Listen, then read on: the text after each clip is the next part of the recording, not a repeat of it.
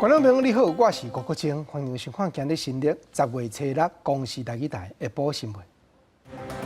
咱先来关心今日个新增加3个带病入境染着武汉肺炎的国民，2个是对美国入境的男性，一个是按法国返来的女性。国民党伫立法院提出决议案，一项是政府都要紧和美国再建交，行政院苏贞昌院长讲，当时的断交嘛是国民党做得来。美国的川普总统已经宣布复原出院，甚至嘴烟阁溜落来，互记者翕相，鼓舞民众唔通互传染症束缚生活。观众朋友，咱先来看中央流行疫情指挥中心说明讲，如果新增加3个带病入境染着武汉肺炎的国民，2个是对美国入境30几岁的男性，搁一个是按法国返来20多岁的女性。目前国内病例总人数计共是521人。咱就来听指挥中心曾仁祥发言人上盖新的说明。增了3例的境外一路的 COVID-19 的病例哦，那其中2位是30多岁的男性。是从美国返台，另外有1位是20多岁的女性，也是我国国人，是从法国返台哦。那这个是按519是长期在美国工作，在10月4号返台，那今天确诊，那所以针对他的同班机的接触者有21人哦。那另外1位按520。就是在法国已经在法国留学，今年在法国留学毕业了。那9月中旬，他就再度前往法国来处理私人的事务哦。在10月4号返国，今天确诊。那有关的接触者的一个部分，就是他前后2排的座位的旅客有7人列为居家隔离，另外也是有11人是机组员哦，这是自主健康管理。那最后1位是按521哦。也是长期在美国工作哦，也是10月4号返台，他跟519是搭同班飞机，那在机场也进行采检，今天确诊。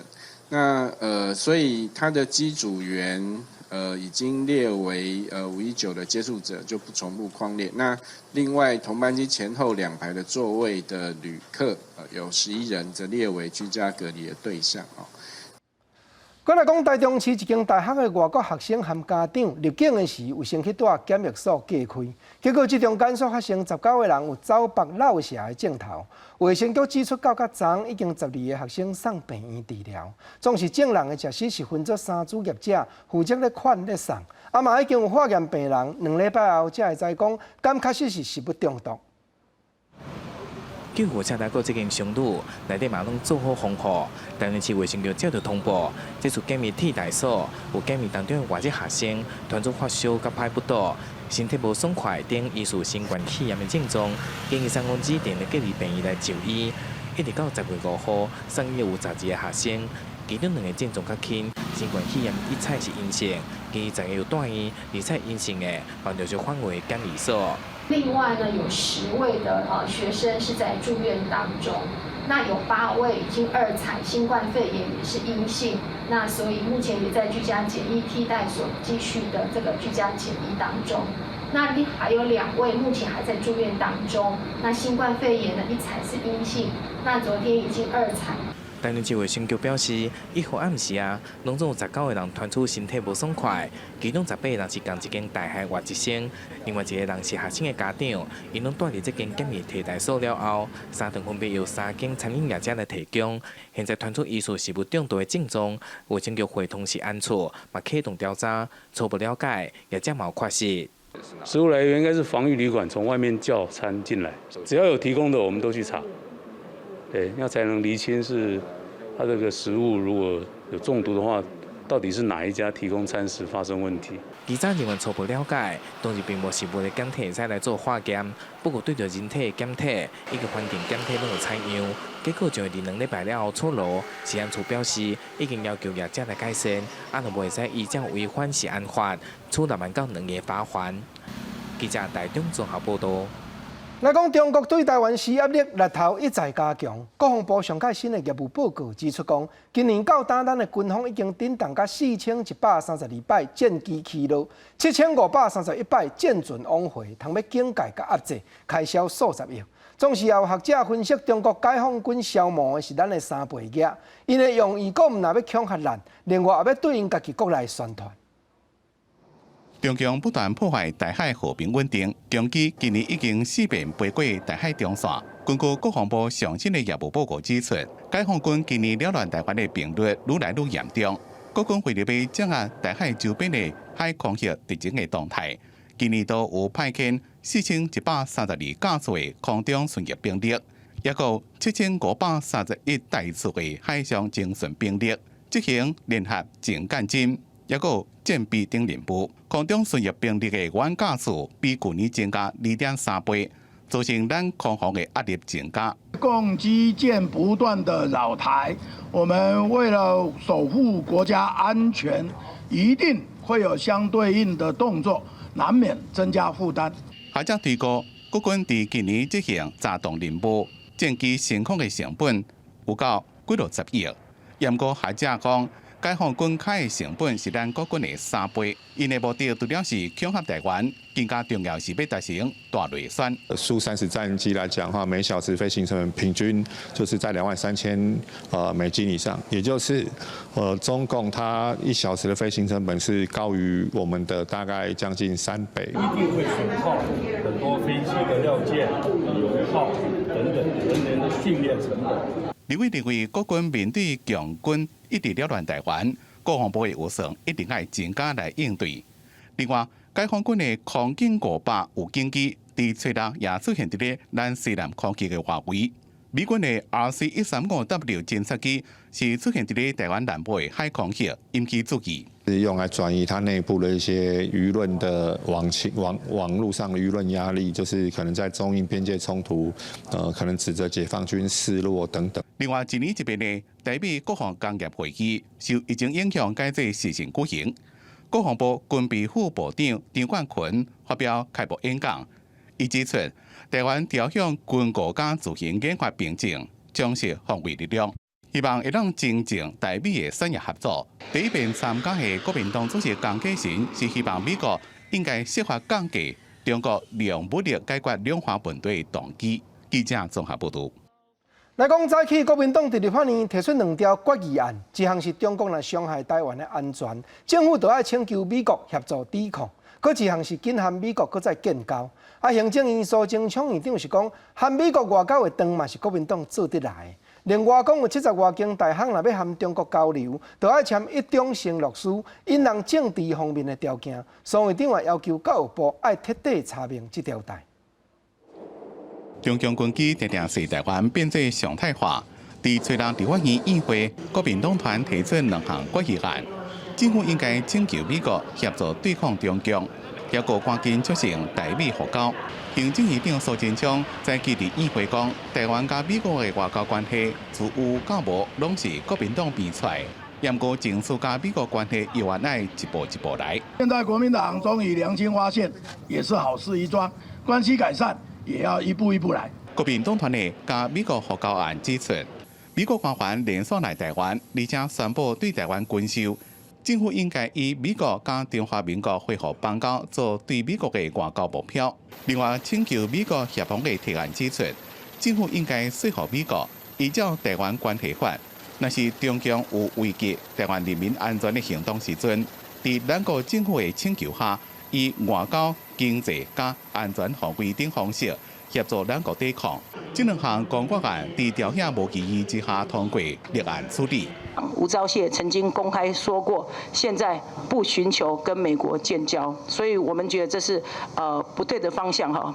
那所制造这些紧张，对于中国一点好处都没有，也反而促成了美国、日本、澳洲、印度，甚至未来的台湾，如果形成了一个类似像北约组织这样子的一个联盟来抗中的话，那中国到底得到了什么呢？另外，有平面媒体报道，咱国的公私立大厦为了要招收中国学生来台湾交流。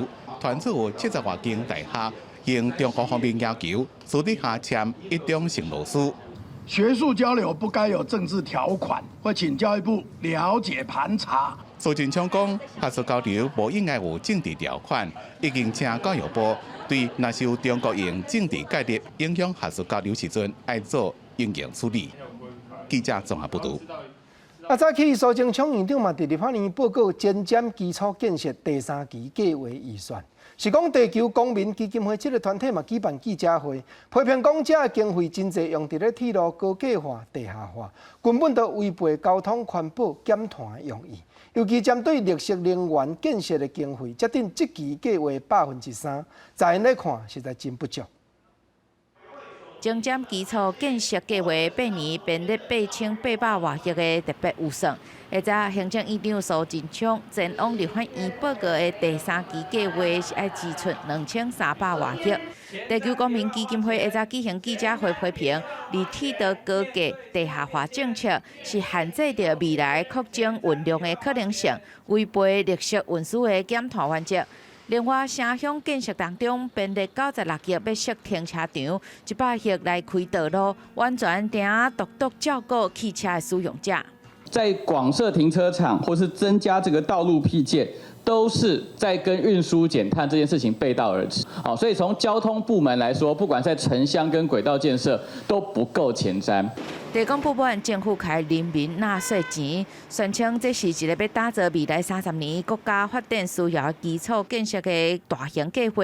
但离绿能建设的项目，今年只编列78亿，占第3期总预算的3%尔。款团委员认为欠缺节能投资甲辅助绿能相关的设施。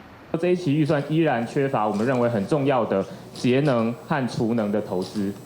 那另外也没有打算解决目前我们在再生能源推动上面遇到的非常多的争议。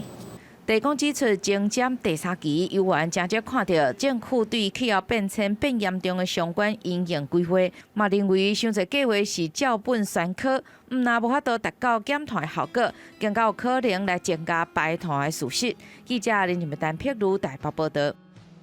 今日立法院也通过修宪委员会39位委员的名单，刷落去游锡堃院长的探问在调在野的意向，才决定头一摆开会日子，还有选出5个调集委员，时到修改宪法的公司就正式起行了。两大党党嘛拢已经话讲，会提出家己一版修宪的草案，双方面则搁来详细敲切。立法院伫咧找到通过修宪委员会39人名单，依照政党比例推派。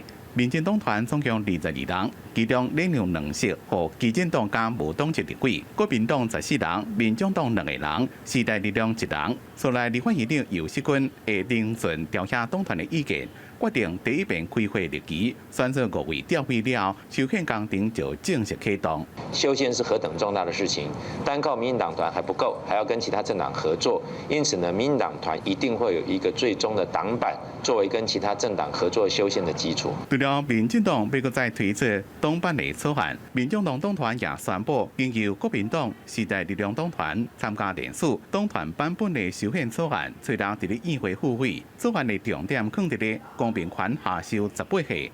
制度可干两期，也个调降修宪的条件。修宪的程序当中，各党各派可以抛弃成见，能够取得最大的共识，尽速的完成修宪。赖香玲希望各党团甲新建放来，莫互立法院修宪国家第8届共款如果失败。国民党团总召林维洲也讲，伫修宪委员会会继续甲民众党南北合作，也搁再提出党版的草案。完全有共识的。就可以形成党版，所以就是下修18岁公民权，然后20岁参政权。废考监呢，国民党内有不同声音，不过我们还是会继续的开放。一直到最后，等待新增的修宪提案总共有16案，其中9案是关于将公民权下修到18岁。那两党拢有人提案，是这边条件之间目前修宪的上大共识。记者综合报道。关心国际的消息，来讲进前香港一个小学的老师伫学校内面，教学生提起香港独立的理念，所以去予教育局撤销教师资格。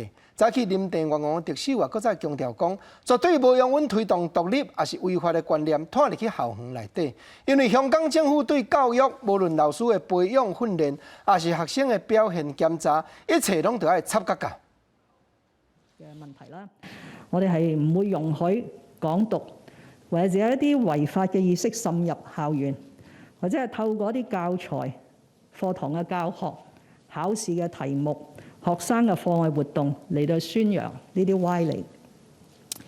到今年9月1年1度嘅敬師日，我喺我嘅臉書嗰度話，政府喺教育嘅角色唔單止係提供資源，從學制到課程，從老師培訓到學生嘅考核，政府都有不可或缺嘅角色。林鄭月娥特首表示，已經要求教育局處理迄個小學教師這款宣傳香港獨立的代志，這也是真嚴重的案件。教育局這邊是表示，對去年6月到今年8月，攏總接到247宗老師佇社會事件當中表現有失去專業的投訴案，其中204案已經調查完成，內底有73案無成立。過來講，雖然美國嘅川普總統已經宣布復原出院，崔儢閣溜落來和記者翕相，甚至伊也鼓舞民眾都唔通互傳染症束縛生活。不過白宮嘅新聞秘書同一日說驗出治病，另外總統身軀邊嘅幕僚也超過10個攏驗有病毒。外界也咧猜測講，這敢是川普總統崔儢攏唔掛，所以來變做探病嘅源頭。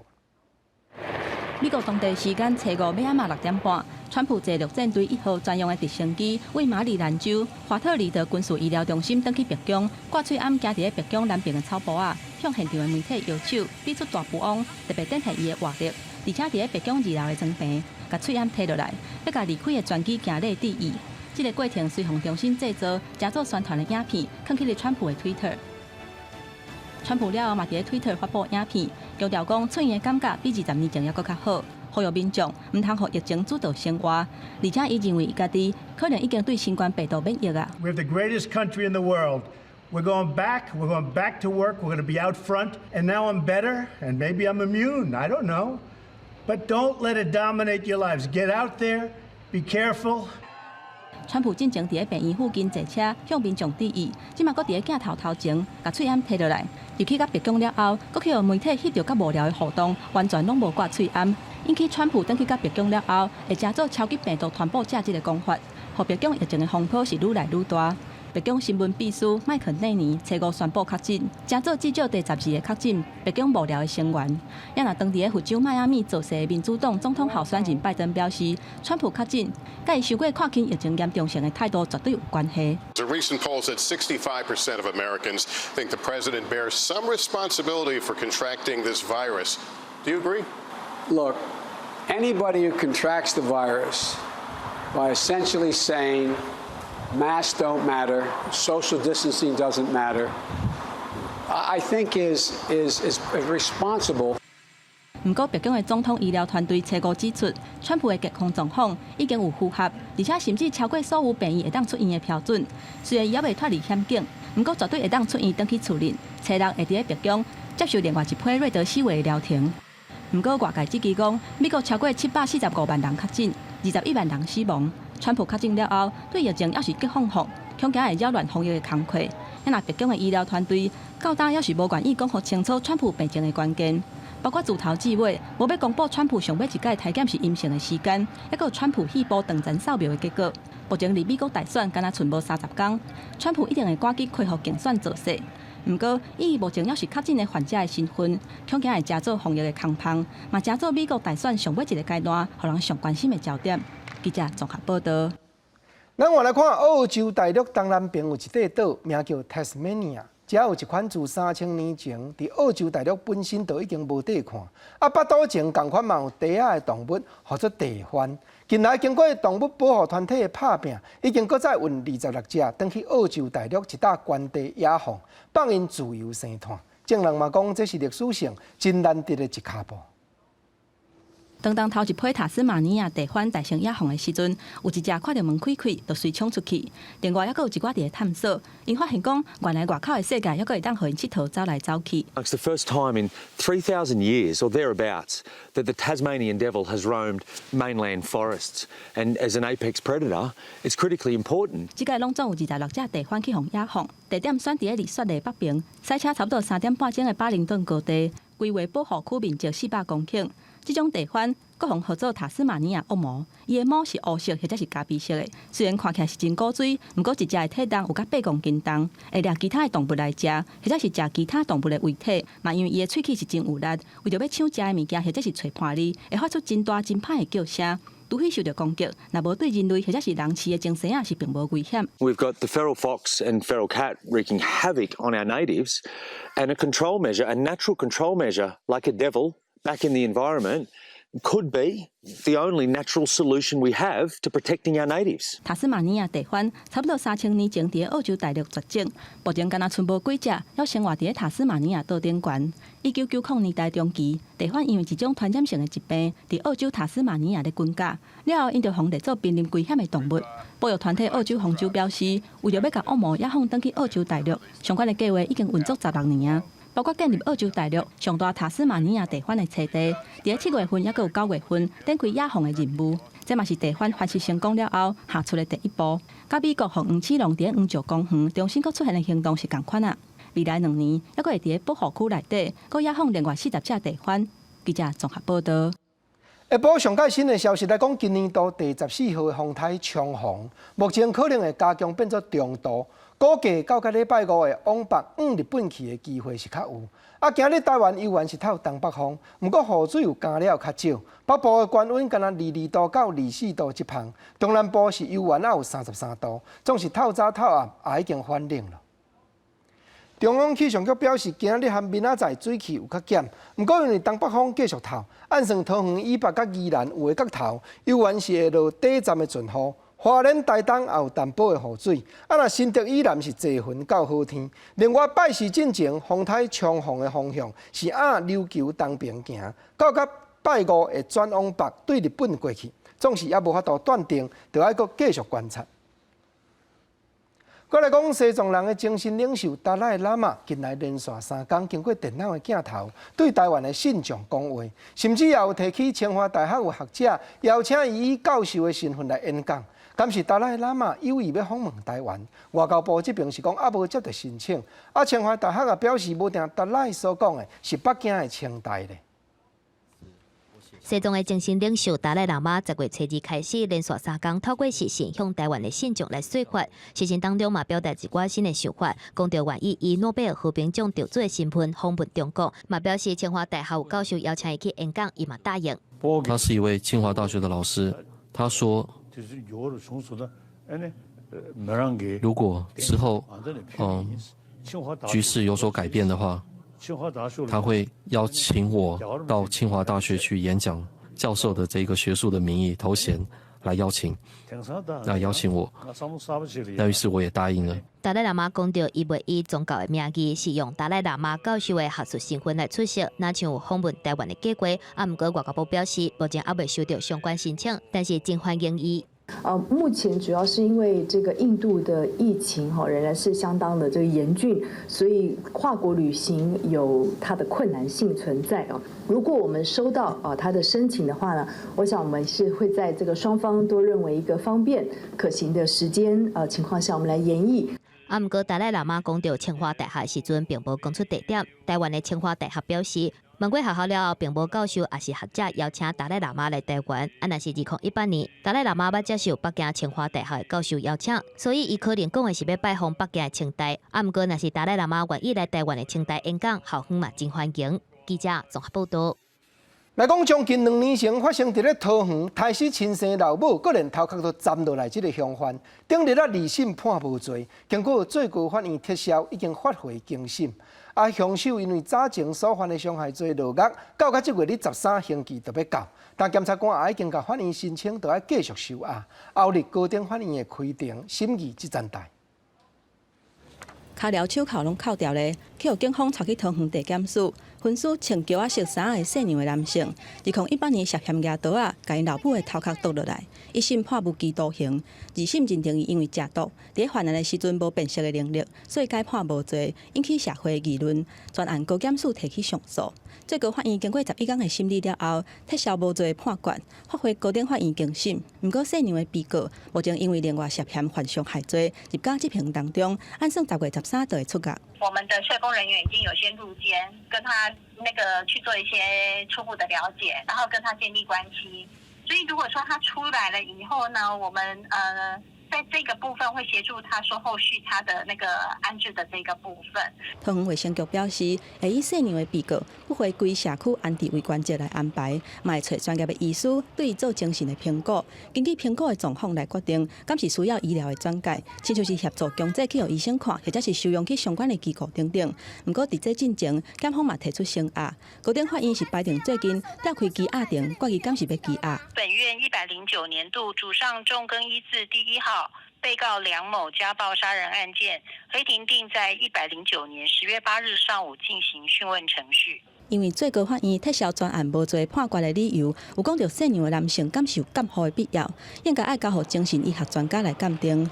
高院经一审会提醒细尿的被告到庭讯问，才可由合议庭重新做出敢是有强制处分必要性的认定。记者综合报道。来讲，近来政府大力伫咧推动循环经济这款新的运转方式。行政院后续推动的办公室，主要负责的是经济部。早起连带环保署、农委会这些部门拢做伙会面座谈。电子民帮业的友达供电董事长也亲身说明讲，这当阵因厂内生产的用水回收超过90%，重复利用有通达到11摆，确实真正是循环经济。台湾的产业链拢是以代工 OEM 也是 ODM 为主，商业模式拢是线性的消费，经过拢是产品外销，废弃物留伫台湾。不过政府最近这几年大力推动5+2的产业创新政策，其中包括循环经济，希望透过资源再利用，一直循环，唔会当降低废弃物，其实佫会当降低生产成本。过去被视为可能是废弃物的东西，能够回到原来的供应链里面变成原料。法规的调试要有人去认证什么样的东西可以回来，只要它有价值，它就不会再是一个被大家任意丢弃的东西。推动循环经济需要政府下部会合作，像讲废弃物变资源，认定上佫需要环保署授发放令。过去像讲疫情因无不良品的回收，也是农产品废弃物等等，其实拢会当回收佫利用，创造循环经济。尤其是民帮业，过去制成的时阵会产生大量废水来污染环境，即马水会当回收佫利用，唔那减少环境的污染，佫会当降低生产的制作成本。现在全公司的制成水达到92%，也就是说我每一滴水用11次才让它排放出去。当我们导入这个铜的制成，个废水里面呢，其实含了铜离子，我们用这个回收的技术，铜萃取出来会变成铜棒，然后排放的水里面降低了这些铜离子。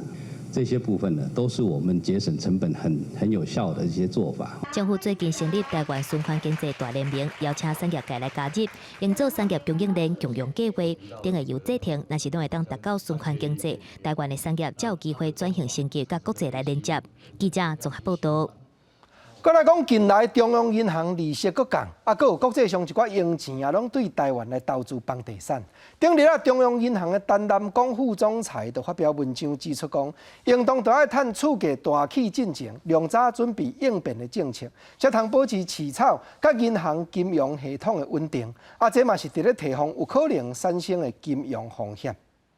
就像您看到，无受到旧历7月影响，过来9月份的房市也是开红盘。根据六都地政局公布的买卖移转资料显示，延续今年7月份、8月份的房市交易热度，六都9月份的买卖移转栋数达到2.4万栋，创5年以来高一月上悬。顶日央行副总裁陈南光写文章指出，央行应该伫咧厝价预计要去进前提早部署，而且嘛要量早部署整体新型政策，而且事件宽松货币政策，搁有加税负所造成目前台湾厝价真悬。介绍供应完全失去作用，无法度反映大量空厝的现况。今年的1到9月份，那么在6都的建屋买卖移转件数年增率，那么已经达到了5.4%。那么主要是在于说，目前的一个房贷利率，那么进入了史上的一个新低，来到了1.359%。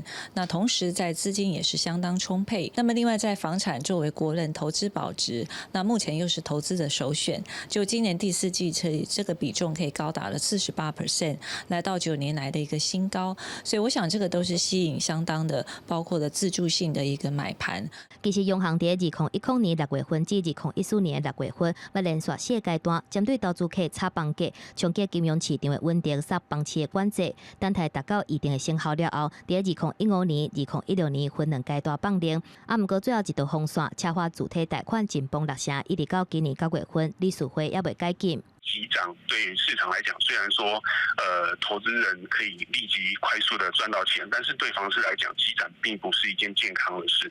缓涨涨幅比较小一点，或者是房价维持稳定，对市场来讲是比较可以可长可久的一个方向。何世忠认为，讲在房市要起的时阵，政府若是会当提早部署，对房市的景气变化机动调整政策工具，除了会当帮助稳定房市的信心，针对房市中长期嘛会当出现稳定的发展。记者综合报道。镜头刷落南来讲，高雄市陈其迈市长上任了后，今日市议会头一日开议。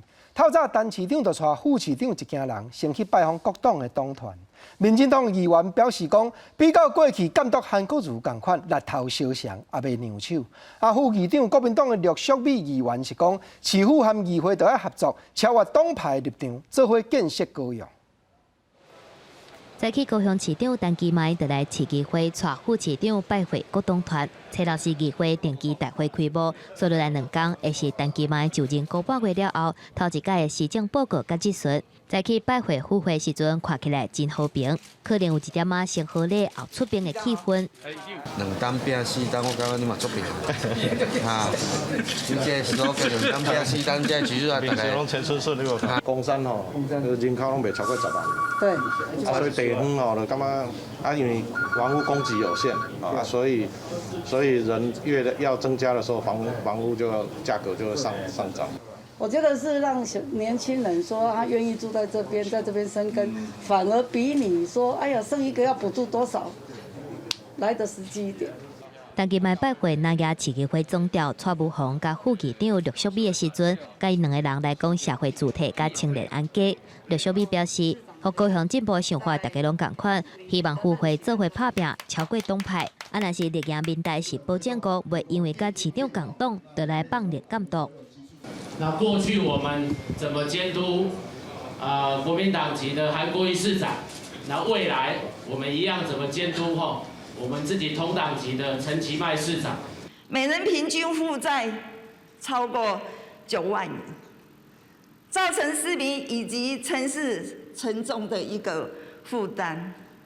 因此，建议陈市长提出具体的减债计划。针对议员提案延长质询时间，陈其迈表示，因为国民党议员占多数，会尊重议会决定。若是市政报告会包括社会主体、甲5G智慧城等等，嘛强调讲会谦虚甲议会来请教。记者综合报道。另外来看，花莲县富里乡有一寡乡民认定讲，乡长陈英聪上任了后，政策是针对反对派人士伫咧打压。6月时因就发动罢免，但人数也已经达到1成的人数。县府的选委会公告案件成立，这嘛是花莲有史以来头一站有乡镇市长去予民众提起罢免。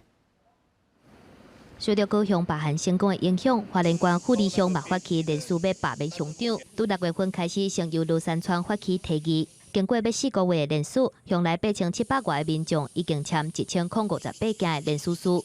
富里乡的大家长应该是有远见的我觉得第一个他没有破化出来，那第二个当然就是他对我们这些当时选举的时候没有支持他的人，有很多的措施，我觉得好像是针对我们。县选委会针对连署书查核了后，符合资格总共有942件，已经超过10%的标准。所落来就是请被罢免人做答辩，了后就要公告罢免投票的时间。答辩流程结束之后呢，我们会有一个委员会的审定之后，然后就进一步公告后续的程序。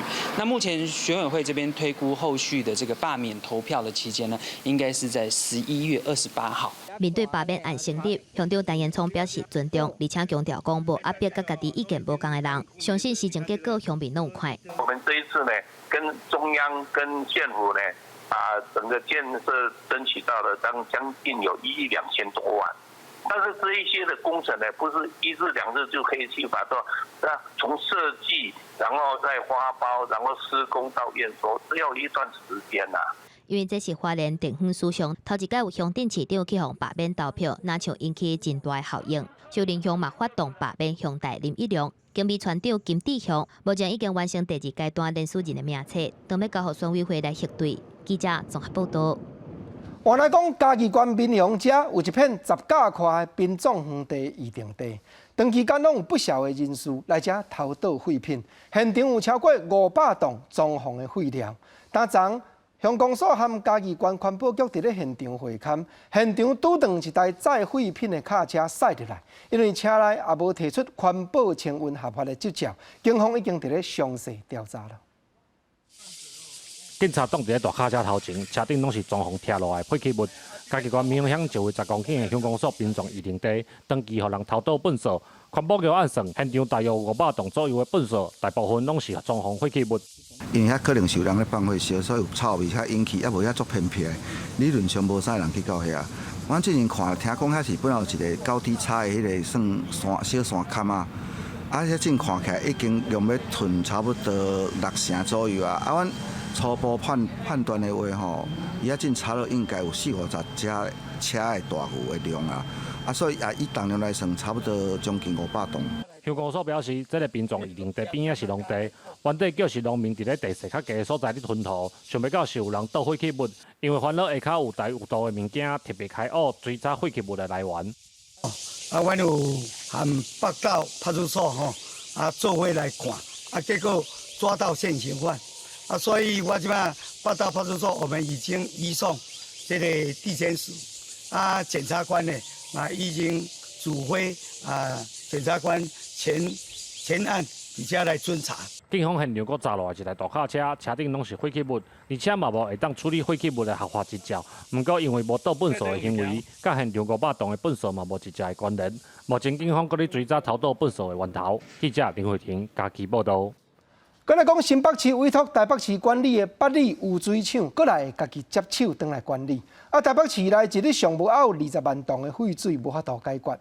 但市府嘛要伫民权大桥边设水资源再生中心，不过嘛有市员直接指出讲，因厝边种人都唔知头唔知尾，干那看讲那像要起大楼，莫非市府是暗砍要设污水处理厂这款消息。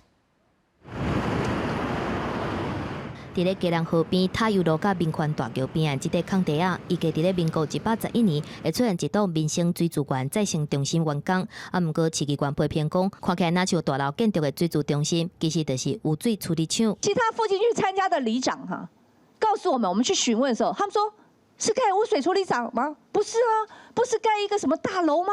盖一个什么水资源的大楼吗？我们有里民在讨论这件事情，有在反对这个事情。我自己都很纳闷啊！我身为选区议员，我还住在民生社区嘞，我怎么都不知道这个事情？目前台北市市内污水处理厂有2个，迪化厂甲内湖厂，一工总共爱处理74万吨的废水，其他也阁有要20万吨，靠台管的新北市八里污水厂来分担。不过八里厂要转交予新北市府来接管，所以台北市府按算伫咧市区内底增加民生厂甲滨江厂来处理废水的部分。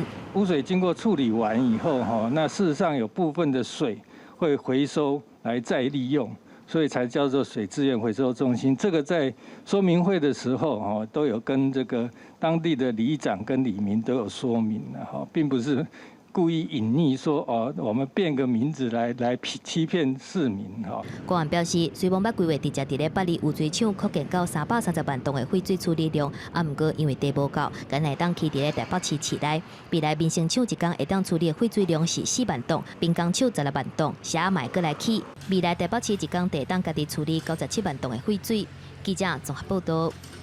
来讲中秋休困期间，南环的公路三车山遮有登山客常常发生高山症。拄好一只长伫咧四边的范围内训练救难的乌鹰直升机接到通知，赶去到地，才知现场是一面山壁，一面断崖。结果游员顺利完成救人的任务。规站过程也去互山友录起来，佮学老讲飞行的技术确实无得看。随时透早6点外，伫咧嘉明湖附近进行救难训练的这台乌鹰直升机，临时接到嘉明湖山厝有高山症的山难急救员。验过救援地点，一边是山壁，一边是坎坷，直升机无法度降落。直升机就慢慢挖滚，伫咧离地面无到1公尺，差不多是搭山壁停伫定点，和高山症的山友起咧飞机，无到1分钟完成任务。规个过程和山友翕来，俄罗斯的技术实在强赞。我自己的开飞机的技术蛮不错的，如果是状况不好的话，可能会那个螺旋桨会打到树上或是旁边的东西。伊讲执行这项任务的乌营直升机正驾驶讲，活动时因拢伫咧附近的山区做训练，对当地空间地形拢有了解。机顶的机组员也拢有分工，注意周边的地形甲飞行安全。大家用这个判断，那因为看得到嘛，这个确定整个这个是没有clear的，然后没有障碍的话，我们才缓慢的进场，然后去做一个这个救援。但文天讲，山友翕的画面看起来真惊险，是因为翕的角度。其实，伫咧机组员分工合作的全程掌握，国家迄天天气气流拢真稳定，才能快速的完成这项救援任务。记者综合报道。过来讲，顶日啊，一只台湾乌熊才去钓伫咧农民摔落去要下山猪的吊索。昨高阳六股山内后民众发觉一只流浪狗对吊索脱走了后，后脚骨质麻利，骨头看现。但高阳市动物局嘛提醒讲，若说这款山猪钓都要罚金，若虐待着动物，搁要判刑。要挡山猪啊，农民上好就要换用安电网啊。动物救援小组自山坡下骹，甲已经分去的这只土色的流浪狗救起来，因为伊的后脚和山猪条害子触甲拢烂去，赶紧甲伊送去市区的动物病院，要后脚固掉。这个无差别陷阱的问题在台湾是越来越严重哈，不只是前阵子台湾黑熊才刚刚受困山猪吊哈，又传出流浪猫狗哈被山猪吊这个重伤这样的案例。台湾动物紧急救援小组伫初三接到通报，伫高阳六股山区的一条山野道路边啊，一只流浪狗腋骹和要掠山区的山猪条缩掉的，缩甲真严，拢已经看到骨头，手术了已经无性命危险。这个月初一，台中的和平山区有一只台湾乌熊和掠山猪的山猪条缩掉。我们农委会啊，那跟各地县市政府啊，都有在补助我们的一个农民来设置一些的电网，到我们的甲仙六龟，那去做相关巡山啊，然后去移除我们的山猪吊以及我们的一个兽夹。山猪吊是铁线做的限制，动物若去打到，脚就会互伊缩起来；若是愈来扣，就会缩愈严。定条动物规支脚拢互伊缩啊长去。高雄市农业局讲，只要是采这种限制，就当依照动保法罚15000到70000。虐待或者是伤害动物，会当处2年以下有期徒刑，甲200万以下的罚金。记者综合报道。高雄看完来看台南市内食食的胆真加野的沙卡里巴市场，有一寡抽到假位的头家，家己无要摆，煞塔介绍租人。但台南市府已经表明讲，法令规定假位是禁止转手搁甩出去。目前这半档的新辅道，若搁查到违法，就会回收假位了。透早沙卡里巴公有小卖市场的胆，当你准备开始营业，这是因真世上的生活。不过最近所逼出租金的问题。单位的业者指控讲，明明一个月缴予市府的租金才3-4千块，不过租出去的单位一个月都要63000块。那我跟他承租是13000，在海岸路面上其实不是很好做的状态啦，所以变成说以这个微薄的租金来去赚取这个生活费，但变成说长期以来，环境的因素也好，时间因素也好，天候因素也好，其实要涵盖的经营者要涵盖自己的能量要很多啦。台南市政府有补助，就是被延部分租金减免。然后那时候我们跟二房东提起，然后二房东他就是不愿意，就是把这个费用给我们。其实市场的单位依法是袂当搁转一手租出去，不过台南59个公有市场，其实拢有原地已经租的人，这个人有会变做第二个厝头家，甲单位搁转租出去给别人，有的单位搁转租出去，敢若是为着要保留租这个单位的权利，收的租金嘛无偌济。不过因为转租是违法的。客户无法度保障的所在，双方难免有争议。说比较多，那是10几年前的事情了。迄站叫伊像这一间现在租嘛，同租嘛拢爱3万以上。这迄八间啊，算基本无代志。市场按照法令规定是严制转租，所以如果说辅导期过后再经过查厂，按照零售市场管理条例的规定，基本上就会收回摊位。对有意愿或者说对在经营管理上法令有疑义的有专门的律师来帮他们做解答。在市场摆摊原本是百姓生活赚钱的方式，不过变若牵连到利益的问题，就会变甲真无单纯。台南市场处强调讲，根据法令，单位是严格禁止转租的，若无就会回收，搁另外招租。遐若目前差不多有800外个单位有转组的情形，后手会阁做半年单位的辅导，协调原本组的人甲单位的业者双方合作的关系。记者综合报道。关心教育来讲，教育部已经有修改校园霸凌防治的规定，佮计划要针对学生当年办理问卷调查。调查的内容唔有问到学生对学生欺负霸凌的项目，另外也有针对老师对学生来调查详细。不过，全国教师工会总联合会这边是指出讲，恐惊有的问题会甲老师的管教变作是学生所讲的欺负甲霸凌，都要理清和详细较好。再不认真上课，成绩就会变糟哦。这些话都有可能会被变成是老师在霸凌学生，透过言语的一个方式哦。为问卷设计的内容，联想可能会出现的问题，教育部在今年7月份修订校园霸凌防治准则。建议国中甲国小5年、6年，逐年拢爱办一届看名甲一届徛名的问卷，调查感受学生之间或者是老师对学生霸凌的状况。不过，全教总所发现讲，问卷的内容并无合理。最大的问题就是管教跟霸凌这边的一个界限是很模糊的，是没有办法去分清楚的。如果老师有这样的一个作为，其实就是直接用体罚的部分去做处理，甚至有些都是不当管教的部分去做处理，没有必要再用这样子的一个霸凌的部分去做处理。一般的管教敢是等于霸凌，爱看写问卷的学生安怎解读。全教总认为讲，问卷若是操作了无妥当，可能会成做学生甲老师斗争的工具。若学校敢是要针对学生个人的问卷，立案做调查，可能嘛有困难。而且校园霸凌防治准则是定义校长、教职员、工友、学生之间的霸凌。不过问卷所干写老师甲学生，这对老师的信任来讲，打击是真大。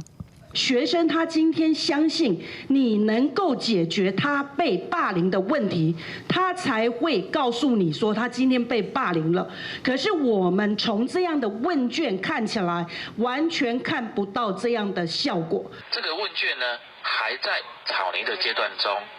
并非如同外界所传的将立即实施啊。对于草拟中的这个问卷呢，我们会咨询各方的意见。教育部指出，目前相关的草案还阁伫研议当中，并不是随着要实施。因若后手嘛针对问卷的设计，邀请相关的单位讨论咨询，互规个问卷更较周至。记者综合报道。来讲，政府已经规定各中各校的营养午餐拢都要采用国产的肉品。早起嘛有幼儿园的老师出面指出讲，袂像各校的囡仔食品的安全问题才是要紧，哪会颠倒无规定着咧？顶礼拜，立法院卫生环境委员会提案幼托机构禁止三肉精食材等等的相关规范，落尾无通过。台湾民间反三肉精独立联盟指记讲，中小学营养午餐拢禁止用莱克多巴胺的猪肉，是安怎敢若闹到学龄前的幼儿，就连基层的托育人员拢无法度替囡仔食安备关。其实。在公幼里面，他们可能相对的人力资源是比较足够的。其实像我们的比较小的机构，我们的人力其实不这么多，所以当我们要去做那个食材登录，其实这样的人力其实真的非常不够。幼儿园大家都知道市场化，70%是私幼，政府能管控到这些吗？两岁以下囡仔可能食到有莱克多巴胺的猪肉，到底有影响无？医师提出3批国际医学期刊指出，婴幼儿是高风险的族群，莱克多巴胺的毒性对幼儿的精神行为、情绪还有神经发展所造成的危害更较大。呼吁幼儿园等等的机构更较应该爱规范禁用。如果让学龄前的孩子吃到莱克多巴胺，那目前最担心的就是说，他这些生长发育，包括脑神经、内分泌，甚至骨骼肌肉系统以及其他的肝肾的组织，甚至会影响他的发育过早成熟，或者是停止发育。教育部7月已经要求幼儿园都应该使用国产牛肉甲猪肉，但是幼儿园老师何以宽表示，0岁到2岁幼儿托育教学机构的主管机关是卫福部，目前也未收到卫福部相关函文，也是提醒。小型的托育中心的食材一般拢是去市场买，伫咧食物工作上要做到食安把关是较困难。第一线的工作人员伫咧莱克多巴胺猪肉进口进前，就已经拄到真侪难题。记者综合报道。咱换来看，云林元长龙岩社区替地方的长辈举办自主共餐甲上课已经3月日，上尾一天举办成果展览，这是大家己款菜款肉来煮一顿营养的中昼，大家哪食搁哪开讲。甲小忽忽的饭菜送入嘴内，看到长辈满足的表情，就知影这顿饭真好食。原中乡龙岩社区的阿公阿嬷，这3个月来拢是逐工来遮做伙煮饭，做伙食中昼顿，连食材嘛拢是因家己种的。啊！你互这老龄、这老伙仔食，我煮啊足欢喜安尼。因为我本身就厨师，所以我会煮，我感觉足幸福的。感觉足好啊！就拢煮一寡有营养的物件，家己出产的啦，来食，大家足健康的。遮的长辈毋若做伙食饭，因做伙上课，增加知识，嘛爱运动。课程最后一天，大家上台分享感想，现场真热烈。就是他们自主，他们自己来，食材他们自己来，都没有买外面的食材，然后都分工，完全发挥了自主的一个精神面。3个月课程，长辈开始关心厝边头尾感情愈来愈好，逐工阁有营养健康的中昼顿，大家哪食哪开讲，嘛烧少后期阁要来参加。记者综合报道。咱再来看中部有一个农民种出玉翡翠的柠檬，用最强势的就当直接挂皮吃，这就是新研究、新改良，也是农民的用心。若讲到柠檬，有人会惊柠檬酸微微的滋味，唔敢直接食。但有农民发明一款柠檬，竟然会使规粒挂皮做伙食。若一时想要食，柠檬切做薄薄一片，淋小块红糖也是咖啡粉，成做四手啊。看到喙烂着擦擦丁，食了酸甜的滋味，使人心花开。传统的柠檬的话，它的皮是带苦涩，那会有一个比较刺鼻的味道，那也会有一点麻嘴，人讲会嘎脆啦，稍微。那我们这个品种的柠檬的话，它就比较没有这样子的一个情况。掺淡薄仔蜂蜜，淋一丝牛奶糕，挂皮的柠檬加含落去加做汁。天气若热，来一杯柠檬汁，真是营养搁止卡生甜。外埔有一位农民，伊的果子园栽种侪款柠檬，有的适合欣赏，有的会使煮饭料理。上特别的一种，就是伊核心正研究无除农药的改良品种玉翡翠柠檬。这款柠檬大粒，汁饱甜，搁会使挂皮做伙食。我们的2年的一个阶段性的一个实验，然后把它做成加工品，然后包含做成这个柠檬果干、柠檬醋，然后柠檬酵素，那包含现打的一个带皮的一个柠檬汁，那用这样子的一个让客人的体验方式，包含我们市场的一些调查的话，就发现它的一个接受度很高。过去农业时代，靠天食饭生活苦。生食都无够，哪有通拍光？毋过现在的社会，农业颠倒爱找无共的出路来生存。蔡心林注心改良柠檬，了5冬的时间，种植生产各种加工食品，伫市面徛家己的品牌。未来伊也有意向发展观光果子园，望民众更加了解柠檬的特色和好处。记者综合报道。咱搁来讲婚林轮陪水办头家，近来众人合作办一间古间寮起来，这就是为着要传客家的文化，也要甲地方的特色尽量宣传出去。众人抽大扫，慢慢将古家寮引导扫至车身后斗，准备送去客家文化节会场。这个古家寮是婚林水便头社区的居民利用暗时下班休困的时间，全手工绑起来。若是要期待今年活动会当绕热滚滚，也代表轮陪乡亲顶下共心的意志。叫遮济人吼，就是咱这个古间寮吼，要去这个轮陪咱迄个活动的迄个场地啊。所以因为这大座吼，啲运输无运输，所以足适宜为安全起见。这哦，我做算算顶个大概1礼拜几啊，我都。伊暗时啊用照来做之前，我做家己工课，暗时啊用照来才做啊，大家整个拢来斗做安尼，所以讲家己虽然拢家己做，无去请别人。婚林轮陪理论西犁顶地头是台湾朝阳客家人上济所在，到达保留完整的朝阳客家口口、民俗技艺、甲料理文化。